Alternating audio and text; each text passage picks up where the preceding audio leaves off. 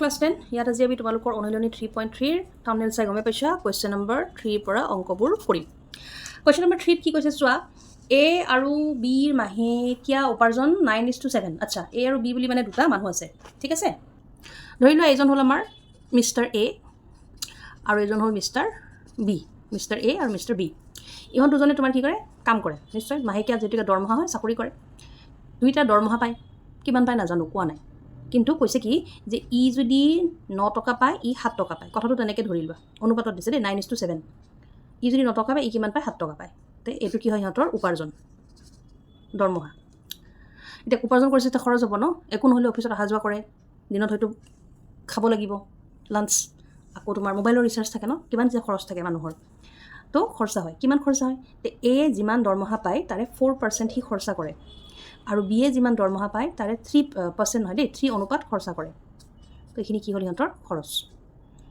হ'ল এতিয়া এইখিনি কথা দিয়া আছে লগতে আৰু এটা কৈছে কি খৰচা যেতিয়া হৈ গ'ল তাৰ 9 টকাৰ 4 টকা খাই দিলে বাকী থাকিল কিমান টকা 5 টকা আকৌ 7 টকাৰ 3 টকা খাই দিলে বাকী থাকিল কেই টকা 4 টকা এতিয়া ইয়াৰ 4 টকা ইয়াৰ 5 টকা শুনোতে বেলেগ বেলেগ 4 টকা 5 টকা কিন্তু যেতিয়া পইচালৈ আমি চাওঁ কিমান পইচা বুলি যেতিয়া চাওঁ অনুপাতটোৰ সলনি কিমান পইচা চাওঁ তেতিয়া পইচাটো হয় সঞ্চয় কিমান দুইটাৰে 1600 টকা কিমান টকা সঞ্চয় হয় দুইটাৰে এইটো সঞ্চয় 1600 টকা হ'ল এতিয়া আমি ওলাব লাগে এ দৰমহা কিমান আৰু বি দৰমহা কিমান তো যেহেতুকে দুটা চলকৰ ৰৈখিক সমীকৰণ পাঠ গতিকে আমি ধৰাহল লিখিবই লাগিব তো আমি লিখিম কি ধৰাহল বুলি লিখিম ধৰাহলত প্ৰথমতে কি লিখিম প্ৰথমতে উপাৰ্জন আৰু খৰচা লিখিম কি ধৰাহল উপাৰ্জন সমান x টকা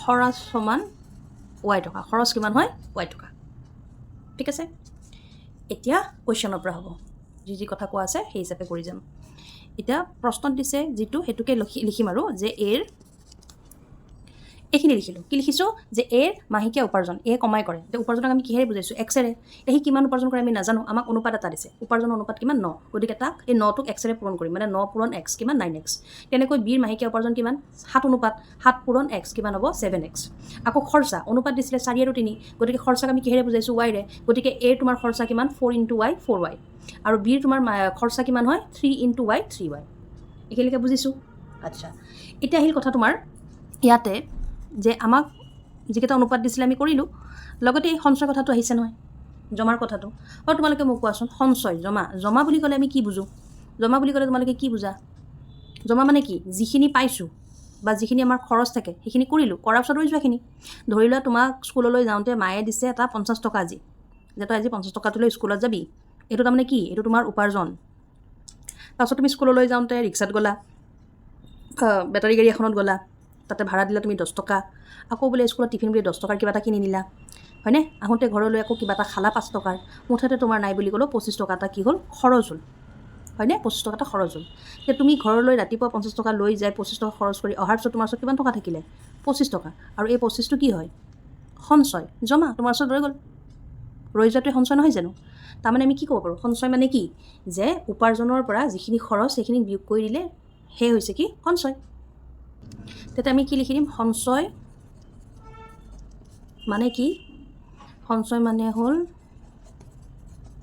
উপাৰ্জন বিয়োগ খৰচ হ'ল আচ্ছা এতিয়া আমি লিখি দিম প্ৰশ্নমতে আহিলোঁ কি প্ৰশ্নমতে কি কৰিছে আমাক সঞ্চয় জমা হয় দিয়া প্ৰথমতে এৰ জমা চাওঁ এ কিমান টকা জমা কৰে 1600 টকা জমা কৰে হয়নে আমি পাইছোঁ দুইটা 1600 কৰে এ বুলিয়ে ক'লোঁ এ কিমান টকা জমা কৰে 1600 টকা কেতিয়া তাৰ যি উপাৰ্জন সেই উপাৰ্জনৰ পৰা তাৰ খৰচখিনি বিয়োগ হোৱাৰ পিছত ওলাই যোৱাৰ পিছত তাৰমানে এৰ উপাৰ্জন কিমান 9x তাৰ পৰা তাৰ খৰচখিনিক আমি বিয়োগ কৰি দিলোঁ দিয়াৰ পিছত যিখিনি ৰৈ গ'ল সেইখিনি হ'ব কি তোমাৰ এৰ উপাৰ্জন তেনেকৈ যদি তোমাৰ বিৰ কথা সোধা যায় তেতিয়াহ'লে বিৰ ক্ষেত্ৰত বিয়ে কিমান উপাৰ্জন কৰে 7x বিয়ে কিমান উপাৰ্জন কৰে 7x তো 7xৰ পৰা বিৰ যিমান খৰচ কিমান 3y সেইটো যদি ওলাই দিওঁ আমি কি পাই যাম তাৰ যিটো 1600 টকা জমা সেইটো পাই যাম হয়নে আচ্ছা এইকেইটা আমি লিখাৰ লগে লগে আমি সমীকৰণ 1 আৰু সমীকৰণ 2 পাই গ'লোঁ সমীকৰণ এটা পোৱাৰ লগে লগে আমাৰ আগৰ পদ্ধতি আহি গ'ল অপনয়ন পদ্ধতি কৰিম তোমালোকে প্ৰতিস্থাপন পদ্ধতিও কৰিব পাৰা বাৰু এতিয়া অপনয়ন যদি ইয়াত কৰোঁ কাক অপনয়ন কৰিম সেইটো জানিব লাগিব। তো আমাক একচুৱেলি কুৱেশ্যনটোত সুধিছে দুয়োজনৰে এ আৰু বি দুয়োজনৰে উপাৰ্জন কিমান। কুৱেশ্যনটোত আমাক কি সুধিছে, এই যে এ আৰু বি আছিলে ইহঁত দুইটাৰ উপাৰ্জনক আমি কিহেৰে বুজাইছোঁ, এক্সেৰে। গতিকে আমি যদি এক্সৰ ভেলুটো ওলাই লওঁ তেতিয়াহ'লে আমাৰ এনচাৰটো আমি পাই যাম। তাত আমি আকৌ এক্সট্ৰাকৈ যিটো খৰচ সেইটো ওলাব নালাগে। সেইকাৰণে আমি ট্ৰাই কি কৰিম, প্ৰথম ষ্টেপটোতে যদি পাৰোঁ আমি কি কৰি ল'ম, এক্সৰ ভেলুটো ওলাই ল'ম। এতিয়া আমি ইয়াতে ৰোমান 1 ৰোমান 2 লিখিলোঁ। যিসকলে আগৰ ভিডিঅ'টো চোৱা নাই, য'ত আমি কুৱেশ্যন নম্বৰ 9ৰ পৰা কৰিছোঁ, সেই ভিডিঅ'টো চাবা, তাতে তোমালোকক গোটেইখিনি ধুনীয়াকৈ দিয়া আছে। অপনয়ন পদ্ধতিৰ ছিষ্টেমটো কি হয় তোমালোকে গমেই পোৱা, যদি নাজানা আগৰ ভিডিঅ'টো চাবা, ক'লোৱে বাৰু। এতিয়া অপনয়ন পদ্ধতিৰ ক্ষেত্ৰত আমি ইয়াৰ 3টোক ৰোমান 2 3টোক 1ত লিখিছোঁ আৰু 1ৰ -4টোক আমি ইয়াত লিখিছোঁ। লিখি পেলাই পূৰণ কৰি দিছোঁ। 9 3 গুণ 27, 4 3 গুণ 12 আৰু 16 3 গুণ 48। বাকী প্লাছে মাইনাছে মাইনাছ, মাইনাছে মাইনাছে প্লাছ, প্লাছে মাইনাছে মাইনাছ বহাই দিছোঁ। তেনেকৈ 7 4 গুণ 28, 3 4 গুণ 12 আৰু 16 4 গুণ 64 হৈ গ'ল। তাৰপিছত তোমাৰ প্লাছে মাইনাছে, এটা মাইনাছ এটা হ'ব দেই, প্লাছে মাইনাছে মাইনাছ, মাইনাছে মাইনাছে প্লাছ, মাইনাছে প্লাছে মাইনাছে মাইনাছ হৈ গ'ল। এতিয়া আমি সমীকৰণ নম্বৰ দিম, এইটো 3 আৰু এইটো হৈ গ'ল আমাৰ সমীকৰণ নম্বৰ 4। দিয়াৰ লগে লগে তোমালোকে জানাই নিয়মখিনি, সমীকৰণ দুটাক আমি কি কৰিব লাগিব, প্লাছ নে মাইনাছ তোমালোকক অলৰেডি শিকাই থৈছোঁ। আমি ইয়াতে কি কৰিম, এইটো মাইনাছ। তো মাইনাছ কৰিলে চিনবোৰ কি হ'ব, ওলটি যাব। মাইনাছ কৰোঁতে আমাৰ এইটো কি হৈ গ'ল, কেঞ্চেল হৈ গ'ল। আৰু ইয়াত হৈ যাব আমাৰ কি, এইটো এক্স। আৰু এইফালে এইটো যদি আমি মাইনাছ কৰোঁ আমাৰ ওচৰত কিমান থাকিব, মাইনাছ কৰিলে আমি পাই যাম 1600। তাৰমানে এক্সৰ মান কিমান, 1600 হৈ গ'ল। এতিয়া এই প্ৰশ্নটোত আমি অপনয়ন পদ্ধতি কৰোঁতে দুটা চলকৰ মান ওলাব লাগে। চলক যি লওঁ, যদি এক্স ৱাই লওঁ এক্স ৱাই দুইটাৰ, যদি এ বি লওঁ এ বি দুটাৰ, যদি পি টি লওঁ পি আৰু টিৰ ওলাব লাগিব। কিন্তু এই প্ৰশ্নটোৰ ক্ষেত্ৰত তুমি এটা চলকৰ মান ওলালে হ'ল, কাৰণ আমাক ইয়াতে দুয়োজনৰে, কুৱেশ্যনটোত কি কৈছে চোৱা, আমাক কুৱেশ্যনটোত কৈছে কি, আমাক দুয়োজনৰে কি ওলাব লাগে, উপাৰ্জনটো ওলাব লাগে। যিহেতুকে আমি কুৱেশ্যনটোত উপাৰ্জনক কিহেৰে বুজাইছোঁ, আমি উপাৰ্জনক বুজাইছোঁ এক্সেৰে, গতিকে আৰু আমি খৰচটো ওলাব দৰকাৰ নাই। সেইকাৰণে আমি কি লিখি দিম, ইয়াতে আমাৰ এইটো সমাপ্ত হৈ গ'ল। ডাইৰেক্ট লিখি দিম কি, যে এৰ এতেকে যিহেতু x = 1600, এতেকে এৰ উপাৰ্জন, যিমান ধুনীয়াকৈ লিখিব খোজোঁ লিখিব পাৰা আৰু। এৰ উপাৰ্জন কিমান আছিলে আমাৰ, 9x হয়নে। তো 9 × 1600 আৰু বিৰ উপাৰ্জন হ'ল, বিৰ উপাৰ্জন আমাৰ কিমান জানো গম পাইছানে, কি কৈছোঁ এইটো, এয়া এৰ মাহিলী উপাৰ্জন 9x, বিৰ মাহিলী উপাৰ্জন 7x। গতিকে 9 × 1600, 7 × 1600 হ'ব। তো ইয়াতে আমি বিৰ মাহিলী উপাৰ্জনত কি লিখি দিম, 7x, 7 × 1600। আৰু এই পূৰণফলটো ওলাই লোৱা, এ আৰু বিৰ মাহিলী উপাৰ্জন কিমান হয় তোমালোকে গম পাই যাবা। কুৱেশ্যন নম্বৰ 4, কুৱেশ্যন নম্বৰ 4টো ইম্পৰ্টেণ্ট হয় আৰু নতুন কিতাপখনত দিছে এইটো কুৱেশ্যন। 3টো দিছে, কিন্তু অনুপাতৰ প্ৰশ্ন আগতেও আছিলে পুৰণি কিতাপখনত। নতুন কিতাপখনত কুৱেশ্যন নম্বৰ 4টো একেবাৰে নতুন, অলপ নতুন ষ্টাইলৰ, তো সেই হিচাপে এইটো ইম্পৰ্টেণ্ট। বাৰু কি কৈছে চোৱা, এটা শ্ৰেণীৰ শিক্ষাৰ্থীসকলৰ কিছুমান শাৰীত থিয় কৰোৱা হ'ল। যদি এটা শাৰীত 3গৰাকী শিক্ষাৰ্থী অতিৰিক্ত হয় তেন্তে শাৰীৰ সংখ্যা 1 কম হয়। যদি এটা শাৰীত 3গৰাকী শিক্ষাৰ্থী কম হয় তেন্তে শাৰীৰ সংখ্যা 2 বেছি হয়। শ্ৰেণীটোত থকা শিক্ষাৰ্থীৰ সংখ্যা ওলোৱা। কিবা বুজি পালানে? আচ্ছা চোৱা, তোমালোকে ৰাতিপুৱা স্কুলত প্ৰাৰ্থনা কৰা নহয়, প্ৰাৰ্থনা কৰোঁতে তোমালোকে লাইন পাতি থিয় হোৱা শ্ৰেণী হিচাপে হয়নে, তোমালোকে শাৰী শাৰীকৈ থিয় হোৱা। তো ইয়াতে সেইটোৱে কৈছে, ধৰি লোৱা এইটো তোমালোকৰ শ্ৰেণীকোঠা, ইয়াতে ষ্টুডেণ্ট আছা আৰু কিমান আছা নাজানো, আছা আৰু কিবা হ'ল। ৰাতিপুৱা তোমালোকে প্ৰাৰ্থনা কৰিবলৈ গৈছা, এনেকৈ থিয় হৈছা শাৰী শাৰীকৈ হয়নে, ইয়াতে এজন ইয়াতে এজন ইয়াতে এজন এনেকৈ থিয় হৈছা। তো কৈছে কি প্ৰশ্নটোত, যে যদি এটা শাৰীত 3গৰাকী শিক্ষাৰ্থী অতিৰিক্ত হয়, তাৰমানে ধৰি লোৱা ইয়াতে মই এনেই কৈছোঁ দেই, এনেকুৱা নহয়, ধৰি লোৱা 4জনকৈ থিয় হৈছা তোমালোকে, 1 2 3 4 5জনকৈ থিয় হৈছা। 5জনকৈ যদি থিয় হোৱা তেতিয়া 3টা ষ্টুডেণ্ট এক্সট্ৰা হৈ যায়, মানে সিহঁতৰ কাৰণে থিয় হ'বলৈ 5জনকৈ নাথাকে, সিহঁত 3টা হৈ গ'ল। 5-5কৈ থিয় হৈছেতো, 5-5জনকৈ, ইয়াতে 5জন ইয়াতে 5জন ইয়াতে 5জন। তো এই শাৰীটোত 5জন নহয়, কেইজন হয়, 3জন হয়, 2টা ৰৈ গ'ল হা। আৰু এইটো যদি মিলাবলৈ যোৱা হয় তেতিয়া কি হয়, এটা শাৰী কমি যায়, তাৰমানে এটা শাৰী কমি গ'ল, নিমিলিল হয়নে। আকৌ এই 3টাক যদি মিলাবলৈ যায়, বোলে ইহঁত 3টা ওলাই গ'ল নহয়, 5জন মিলা নাই, আমি মিলাই দিওঁ হয়নে, লগৰবোৰক মিলাই পেলাই যোৱা যায় নহয়। তাই মিলাবলৈ যাওঁতে কি কৈছে, তোমাৰ মিলাবলৈ যাওঁতে কি কৰিব লাগিব, ইয়াৰ পৰা এটা ইয়াৰ পৰা এটা ইয়াৰ পৰা এটা দি এনেকৈ মিলাব লাগিব, কিবা এটা কৰিব লাগিব। তো সেই মিলাবলৈ যাওঁতে আকৌ কি কৈছে, যদি ইয়াৰ পৰা ষ্টুডেণ্ট এটা ইয়াত গুচি গ'ল, যদি মিলি যায়, তেনেকৈ মিলাবলৈ গ'লে শাৰীৰ সংখ্যা 2 বেছি হয়। এইটো শাৰীটো মিলি গ'ল মিলাব যাওঁতে, কিন্তু আৰু এটা লাইন আহি গ'ল। তাৰমানে প্ৰথমতে কমি থাকোঁতে হৈছিলে 3টা শাৰী, এটা শাৰী কমপ্লিট নহয়, আৰু ইয়াৰ পৰা আনি পেলাই যদি এনেকৈ মিলাই দিওঁ তেতিয়া এটা শাৰী বাঢ়ি যায়, ঠিক আছে, 2টা শাৰী তাৰমানে বেছি হৈ গ'ল। এতিয়া আমাক সুধিছে তোমালোকৰ ক্লাছটোত বা এটা ক্লাছত ষ্টুডেণ্ট কিমান আছে, হৈ গ'ল। সেই কথাখিনিক আমি এতিয়া লিখিম। কি লিখিছোঁ, ধৰা হ'ল শাৰী প্ৰতি শিক্ষাৰ্থীৰ সংখ্যা 1জন, তাৰমানে এটা শাৰীত ষ্টুডেণ্ট আছে 1জন। মই এটা 5জন বুলি কৈ বুজাইছিলোঁ নহয়, কিমান আছে বুলি ধৰিলোঁ 1জন। আৰু 1জন যদি ষ্টুডেণ্ট থাকে তেতিয়াহ'লে শাৰী কেইটা হ'ব? আমি লিখিব লাগিব শাৰীৰ সংখ্যা সমান ৱাইটা। ঠিক আছে, এইখিনি লিখিলোঁ। আৰু এতিয়া এটা কথা চোৱা, ধৰি লোৱা এইটো এনচাৰ নহয় দেই, মই বুজিবলৈ কৈছোঁ। ধৰি লোৱা এই ক্লাছটোত ষ্টুডেণ্ট আছে 15জন। কেইজন ষ্টুডেণ্ট আছে? 15জন। মই কৈছিলোঁ কি 5টাকৈ ষ্টুডেণ্ট থিয় হয়। আৰু শাৰী হৈছে 3টা। 5টাকে মানে 5জনকৈ ষ্টুডেণ্ট থিয় হয়। 5জনকৈ ষ্টুডেণ্ট থিয় হয় আৰু শাৰী হয় 3টা, 1, 2, 3টা। এতিয়া ষ্টুডেণ্ট কিমানজন যদি উল্টাকৈ সুধোঁ, মই এটা 15 বুলি ক'লোহে। যদি কথাখিনি মই উল্টাকৈ কওঁ যে এটা শাৰী ষ্টুডেণ্ট হয় 5জন আৰু শাৰী আছে 3টা, এতিয়া কোৱাচোন কোঠাটোত ল'ৰা ছোৱালী কিমান? তোমালোকে কি কৰিবা? ষ্টুডেণ্টৰ সংখ্যাক শাৰীৰ সংখ্যাৰে পূৰণ কৰি দিবা আৰু দি পেলাই ক'বা যে 15জন, হয়নে? তেতিয়াহ'লে শাৰী আমি কিমান ধৰিছোঁ? এক্সটা। শাৰীৰ সংখ্যা আমি ধৰিছোঁ কেইটা? ৱাইটা। আৰু শাৰীৰ প্ৰতি ল'ৰা ছোৱালীৰ সংখ্যা কিমান ধৰিছোঁ আমি? এক্সটা। তেতিয়াহ'লে শ্ৰেণী কোঠাটোত বা মুঠ শিক্ষাৰ্থী কিমান হ'ব? আমাক সুধিছে প্ৰশ্নটোত মুঠ শিক্ষাৰ্থী। গতিকে আমি কি লিখিব পাৰোঁ? মুঠ শিক্ষাৰ্থী সমান XY বুলি লিখিম। বুজি পাইছা? XY কিয় লিখিলোঁ? এতিয়া আমি যাম প্ৰশ্নমতে। এতিয়া প্ৰশ্নত কৈছে কি? প্ৰশ্নটো তোমালোকে চোৱাচোন কি দিছে। প্ৰশ্নটোত দিছে যে যদি এটা শাৰীত 3গৰাকী শিক্ষাৰ্থী অতিৰিক্ত হয়, 3গৰাকী শিক্ষাৰ্থী কি হ'ল? বেছি হ'ল। তে এটা শাৰীত শিক্ষাৰ্থী কিমান আছে? Xজন। 3জন বেছি হ'ল, তাৰমানে কিমান দিম? 3 এটা যোগ কৰি দিম। X থাকে আৰু 3টা বেছি হ'ল, অতিৰিক্ত। তেতিয়া কৈছে কি? তেন্তে শাৰীৰ সংখ্যা 1 কম হয়। শাৰী আমাৰ কিমান আছিলে? শাৰীৰ সংখ্যা কিমান? Y। শাৰীৰ সংখ্যা 1 কম হয় মানে কি হ'ব? এটা শাৰী কমি যায়, -1 হৈ গ'ল। আৰু আল্টিমেটলি এটা লাইনত কিমান ল'ৰা ছোৱালী আছে আৰু শাৰী কেইটা আছে সেইটো পূৰণ কৰিলে আমি মুঠ শিক্ষাৰ্থী পাম। তো আমি ইয়াতে কি লিখি দিম? X আৰু Y। এইটো প্ৰথম চৰ্ত। এতিয়া এনেকৈ থাকিলেতো দিগদাৰ হয়, ইয়াক আমি এতিয়া সহজ কৰি ল'ম। ইয়াক সহজ কৰাৰ ক্ষেত্ৰততো জানাই আৰু এক্সেৰে কি হ'ব? ৱাইটো পূৰণ হ'ব XY। এক্সেৰে 1টো পূৰণ কৰিলে X হ'ব, প্লাছে মাইনাছে কি হ'ব? মাইনাছ। 3 আৰু ৱাইটো পূৰণ কৰিলে কি হ'ব? 3Y, প্লাছে প্লাছে কি হৈ যাব? প্লাছ। 3 এগুণ কি হ'ব? 3, প্লাছে মাইনাছে মাইনাছ। আৰু ইয়াতে আমাৰ থাকিলে XY। এতিয়া চোৱা, এইফালে XYটো পজিটিভ, এইফালে XYটো পজিটিভ। সোঁপক্ষৰ বাওঁপক্ষত থাকিলে আমি এনেকৈ কেঞ্চেল কৰি দিব পাৰোঁ। কেঞ্চেল কৰি দিয়াৰ পিছত আমাৰ ইয়াতে থাকিলে -X প্লাছ 3Y, আৰু এইটো এটা সংখ্যা, তাক আমি বাওঁপক্ষৰ পৰা সোঁপক্ষলৈ লৈ গ'লে কি হৈ যাব? এইটো +3 হৈ গ'ল। তাৰপিছত তোমাৰ ইয়াতে Xটো নিগেটিভ হৈ আছে, এইটো পজিটিভ, এইটো পজিটিভ। এইটোক আমি পজিটিভ যদি কৰিবলৈ যাওঁ, উভয় পক্ষক আমি কি কৰিব লাগিব? -এটাৰে পূৰণ। উভয় পক্ষক যদি -এটাৰে পূৰণ কৰোঁ, তাৰমানে ধৰি লোৱা এইটো মাইনাছটো, এই মাইনাছটোৰে আমি পূৰণ কৰিম। ঠিক আছে? তে মাইনাছে কি হৈ যাব?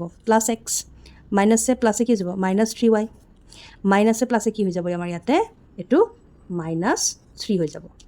ঠিক আছে? এইটো হ'ল আমাৰ প্ৰথম চৰ্তটো। ঠিক আছে? এতিয়া আমি দ্বিতীয় চৰ্তটোত যাম। এতিয়া দ্বিতীয় চৰ্তটোত কুৱেশ্যনটোত কি কৈছে চোৱা। দ্বিতীয় চৰ্তটোত কুৱেশ্যনটোত কৈছে আমাক যে যদি তোমাৰ এটা শাৰীত 3গৰাকী শিক্ষাৰ্থী কম হয়, হ'ল শাৰীত, তো এটা শাৰীত শিক্ষাৰ্থী কিমান আছিলে আমাৰ? Xজন। তো এবাৰ কি হৈ গ'ল তোমাৰ? দ্বিতীয় চৰ্তমতে 3জন কি হ'ল? কমি গ'ল, তাৰমানে -3 হ'ল। আৰু শাৰীৰ সংখ্যা তেতিয়া কি হৈ যায় বুলি কৈছে? 2 বাঢ়ি যায়, তাৰমানে শাৰী বাঢ়ি যায়। এতিয়া শাৰীৰ সংখ্যা কিমান আছিলে? Y, তে 2 বাঢ়ি যায়, তাৰমানে +2 হ'ব। আকৌ সেই একেই কথা, এটা শাৰীত কিমান শিক্ষাৰ্থী আছে আৰু শাৰী কেইটা হৈছে, সিহঁতক পূৰণ কৰিলে আমি মুঠ শিক্ষাৰ্থী পাম। গতিকে আমি ইয়াতে আকৌ কি দি দিম? XY। ঠিক আছে? এতিয়া এইখিনিক আমি সমাধান কৰোঁ। এতিয়া এই সমীকৰণটোক আমি সমাধান কৰিম। Y দি Xক পূৰণ কৰিলে কি হৈ যাব? XY। X দুগুণ কি হ'ব? 2X, 3Y গুণ 3Y, 3 দুগুণ 6, ইফালে ইকুৱেল XY। এতিয়া চিনবোৰ দিম চোৱা, প্লাছে প্লাছে প্লাছ, প্লাছে প্লাছে ইয়াতে হৈ গ'ল প্লাছ, মাইনাছে প্লাছে মাইনাছ, মাইনাছে প্লাছে মাইনাছ হৈ গ'ল। তাৰপিছত চিম সোঁপক্ষ বাওঁপক্ষত আছে, কেঞ্চেল যাব, আৰু ইয়াতে থাকি গ'ল 2X মাইনাছ 3Y, আৰু এই 6টো এইফালে গ'লে হৈ যাব কি? +6। তো আমি ইয়াতে পালোঁ এইটো কি? সমীকৰণ নম্বৰ 2। তো আমি সমীকৰণ 1 আৰু সমীকৰণ 2 পালোঁ। সমীকৰণ 1 আৰু সমীকৰণ 2 আমাৰ কি হয়? তোমালোকে দেখিছাই, এইটো হ'ল সমীকৰণ 1 আৰু এইটো হ'ল সমীকৰণ 2। এতিয়া আমি অপনয়ন পদ্ধতিৰে অপনয়ন কৰিব লাগে। তোমালোকে কাক অপনয়ন কৰিবা তোমালোকৰ কথা। ইয়াত কিন্তু মই কি কৰিম? Yক কৰিম, কাৰণ চোৱা Yটো দুইটাতে একে আছে। গতিকে মই দুইটা সমীকৰণ একেৰে পূৰণ কৰি দিম, মোৰ অপনয়ন হৈ যাব সহজে। এতিয়া মই ইয়াতে এইটো লিখি দিলোঁ। লিখি দি পেলাই এইটো পালোঁ সমীকৰণ নম্বৰ 3 আৰু এইটো পালোঁ সমীকৰণ নম্বৰ 4 নোলোৱাকৈও পাৰি, ডাইৰেক্ট এইটো সমীকৰণৰ পৰা সেইটো সমীকৰণক মই এই ধৰণে কৰোঁ। তোমালোকক যাক যেনেকৈ ইজি লাগে তেনেকৈ কৰিলে হ'ল। ঠিক আছে? বাৰু এতিয়া Yক অপনয়ন কৰিম। একে চিন আছে, গতিকে কি দিম? বিয়োগ দিম। বিয়োগ দিলে এইটো হৈ যাব যোগটো বিয়োগ, বিয়োগটো যোগ, যোগটো বিয়োগ, আৰু প্লাছে মাইনাছে মাইনাছ কেঞ্চেল গ'ল। প্লাছে মাইনাছে আমাৰ মাইনাছ হৈ পেলাই কি হৈ যাব? ইয়াতে -X হ'ব। দুটা এক্সৰ পৰা এটা এক্স গুচি গ'ল, গতিকে কি থাকিলে মাইনাছ এক্স থাকিলে, ঠিক আছে।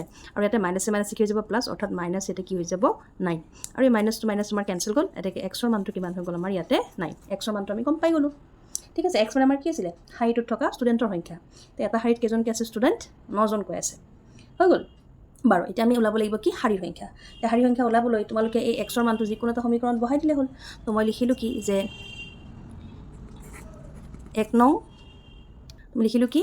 নং সমীকৰণত x = 9 বহুৱা। 1 নম্বৰ সমীকৰণটো আমাৰ আছিলে x - 3y = -3, তো xৰ মান আমি কিমান পাইছোঁ 9, এইফালে 3y আৰু এইফালে -3 থাকিলে।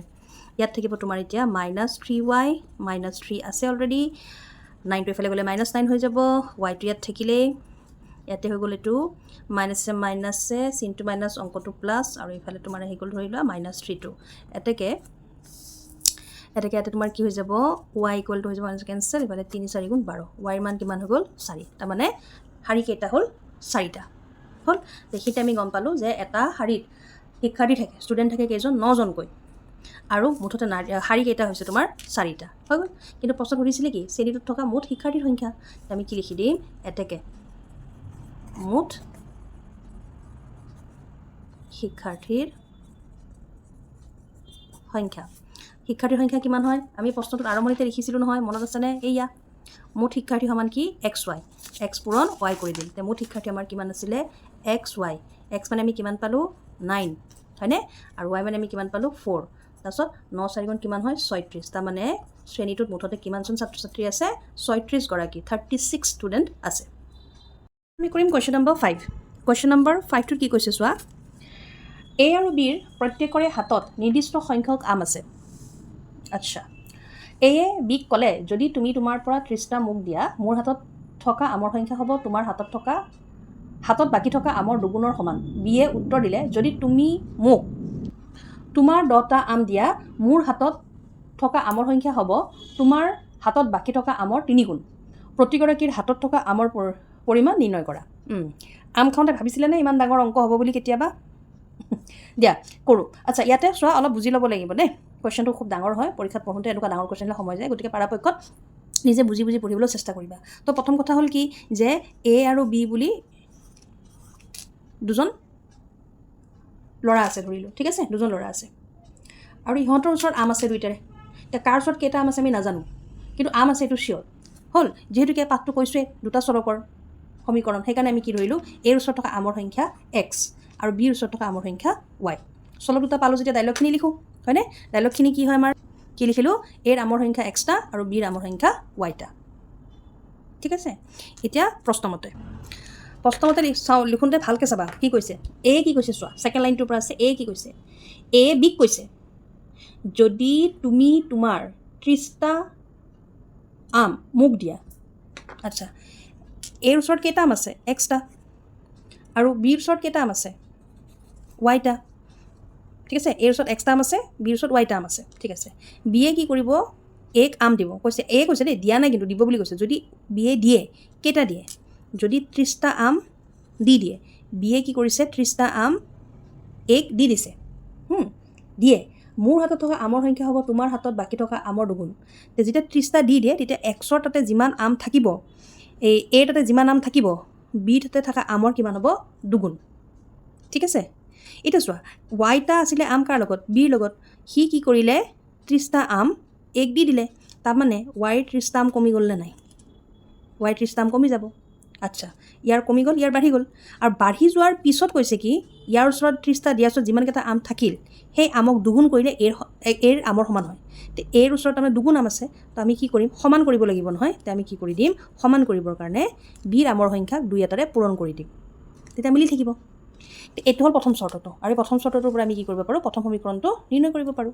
এইখিনিতো তোমালোকে জানাই আৰু x + 30, এইটো হৈ যাব 2y, এইফালে 3 দুগুণ 60, 30 দুগুণ 60 প্লাছে মাইনাছে মাইনাছ, তাৰপিছত তুমি চলকবোৰ এছাইড কৰি লোৱা, প্লাছটো ইফালে আহি গ'লে মাইনাছ, এইফালে -60, এইফালে -30, তাৰপিছত তোমাৰ ইয়াতে x - 2y আৰু দেখি থাকিব -90, ঠিক আছে। এইটোক আমি সমীকৰণ 1 দি থ'লোঁ।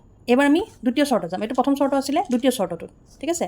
দ্বিতীয় চৰ্তটোত কি কৈছে চোৱা, প্ৰশ্নটোত চোৱা কৈছে কি এবাৰ বিয়ে কৈছে, এটো বকিলে যি বকিব আছিলে যিটো আমি পালোঁ আমাৰ প্ৰথম সমীকৰণ এবাৰ বি আৰু মনে মনে থাকিবনে সিও মাত দিব ন তাৰ বেচেৰা 30টা আম কমি গ'ল এবাৰ বিয়ে কৈছে কি যে নহয় বিয়ে কৈছে কি আমি বি কিহেৰে বুজিছিলোঁ আমি বিক বুজিছিলোঁ ৱাইৰে আৰু এক বুজিছিলোঁ এৰ ওচৰত থকা আমৰ সংখ্যাক আমি কিহেৰে বুজিছিলোঁ এক্সেৰে লিখিলোঁ এবাৰ বিয়ে কৈছে যে কি কৈছে যদি তুমি মোক 10টা আম দিয়া কোনে দিব বিক 10টা আম কোনে দিব এ দিব তে এ যদি বিক 10টা আম দিয়ে তে বিৰ 10টা আম বাঢ়ি গ'ল বিৰ যদি 10টা আম বাঢ়ি গ'ল তাৰমানে কি হ'ব এৰ 10টা আম কমি যাব হৈ গ'ল দিয়া মোৰ হাতত থকা আমৰ সংখ্যা তোমাৰ হাতত বাকী থকা আমৰ 3 গুণ হ'ব তাৰমানে কৈছে কি যে যদি এ তাক 10টা আম দি দিয়ে তেতিয়া এৰ তাতে যিমান আম থাকিব তাক 3 গুণ কৰিলেহে বিৰ আমৰ লগত সমান হ'ব তো আমি ইয়াতে কি কৰি দিম এতিয়া বি তাৰমানে বিৰ ওচৰত তাৰমানে কি এতকৈ 3 গুণ আম আছে 3 গুণ বেছি আম আছে গতিকে আমি যদি এক বিৰ লগত সমান কৰিব লাগে তেতিয়াহ'লে আমি এটা কি কৰি দিম 3 পূৰণ কৰি দিম হৈ গ'ল আচ্ছা এইবিলাক অংক কৰোঁতে এতিয়া 3টো ক'ত পূৰণ কৰিম 2টো ক'ত পূৰণ কৰিম কনফিউজ হ'বলৈ নাই যাৰ ওচৰত বেছি গুণ থকা বুলি ক'ব বোলে মোৰ ওচৰত ইমান গুণ আছে যাৰ ওচৰত আছে বুলি কয় তাক নিদি পেলাই ইটোত তুমি সেই গুণটো লগাই দিবা ইয়াতে কৈ আছে বিয়ে কৈ আছে কি কৈ আছে 3 গুণ আম বেছি থাকিব কোনে কৈ আছে বিয়ে সেইকাৰণে 8 লগাই দিছোঁ হৈ গ'ল ইয়াতে এ বকি আছিলে সেইকাৰণে বিত লগাই দিছোঁ বাছ বয়সৰ অংকত বিশেষকৈ এনেকুৱা প্ৰশ্ন থাকে তো একে চিষ্টেম কৰিবা এতিয়া এইটো সমীকৰণক আমি সমাধান কৰোঁ তো সমীকৰণটো সমাধান কৰোঁতে কি লিখিছোঁ নিশ্চয় বুজিয়ে পাইছা 3x 3x গুণ 3x 3 10 গুণ 30 এইটো থাকিলে ই আছে এই প্লাছটো ইফালে গ'লে -30 ইফালে হৈ গ'ল প্লাছ 10 আৰু 30 40 আৰু এইখিনিকে থাকিল সমীকৰণ আমি কি দিলোঁ 2 তো আমি দুটা সমীকৰণ পালোঁ এতিয়া ইয়াৰ পিছৰখিনি খুবেই সহজ তোমালোকে জানাই তোমালোকে অপনয়ন পদ্ধতি কৰা প্ৰতিস্থাপন পদ্ধতি কৰা তোমালোকৰ কথা তো অপনয়ন পদ্ধতি কেনেকৈ অলৰেডি তোমালোকে বুজিয়ে পাইছা চাগে তো মই কি কৰিলোঁ ৰোমানটোক ইটোৰ লগত সিটোক পূৰণ কৰিলোঁ আৰু মই অপনয়ন কৰিব খুজিছিলোঁ ৱাইক ঠিক আছে যিসকলে বুজি পোৱা নাই ইয়াৰ আগৰ যিটো ভিডিঅ' য'ত কুৱেশ্যন নম্বৰ 9ৰ পৰা 12লৈ দিয়া আছে 9ৰ পৰা 12লৈকে য'ত দিয়া আছে তাতে চাবা তাত অপনয়ন পদ্ধতিটো আৰম্ভণিৰ প্ৰথম অংকটোতে কুৱেশ্যন নম্বৰ 9ৰ অংককেইটা কৰোঁতে সুন্দৰকৈ তোমালোকক বুজাই দিছোঁ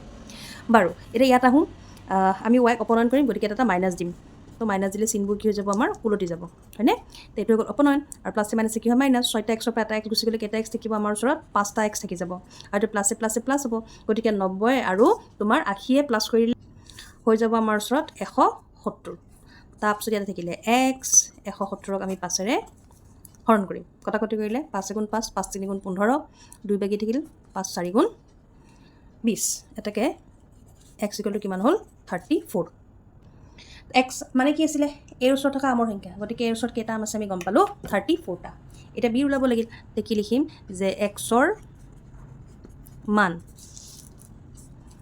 কি লিখিলোঁ এক্সৰ মান 1 নং সমীকৰণত বহুৱাই তে এইটো হৈ গ'ল ইয়াত আমি এতিয়া বহাই দিম এক্স মানে আমি কিমান পালোঁ 34 -2y আৰু ইফালে -90 -2y থাকিলে -90 প্লাছটো ইফালে গ'লে কি হ'ব -34 তাৰপিছত তোমাৰ ইয়াতে আহি যাব কিমান মাইনাছে মাইনাছ চিনটো মাইনাছ অংকটো হৈ যাব প্লাছ ঠিক আছে আৰু ইফালে ৱাইটো থাকিল 2টো পূৰণ হৈ আছে ইফালে গ'লে কি হৈ যাব আমাৰ হৰণ আৰু কেঞ্চেল গ'ল 2 দি যাব 2 6 গুণ 12 আৰু 2 2 গুণ 4 এটাকে ৱাই গ'লটো কিমান পালোঁ 62 অৰ্থাৎ আমি কি ক'ব পাৰোঁ আমাৰ প্ৰশ্নটো আৰম্ভণিতে আমি লিখি থৈছিলোঁ নহয় ধৰাহলত তোমালোকৰ মনত আছেনে আমি ধৰাহলত কি লিখিছিলোঁ আমি লিখিছিলোঁ কি যে এৰ আমৰ সংখ্যা সমান এক্স আৰু বিৰ আমৰ সংখ্যা সমান ৱাই গতিকে আমি এই কুৱেশ্যনটোত এক্সৰ মান কিমান পালোঁ 34 আমি এক্স কিমান পালোঁ 34টা মানে এৰ আমৰ সংখ্যা কিমান 34টা আৰু ৱাইৰ মান কিমান পালোঁ 62 অৰ্থাৎ বিৰ তাতে থকা আমৰ সংখ্যা কিমান 62টা আৰু ইয়াতে আমাৰ এই অংকটো শেষ হ'ল আশা কৰোঁ তোমালোকে বুজি পাইছা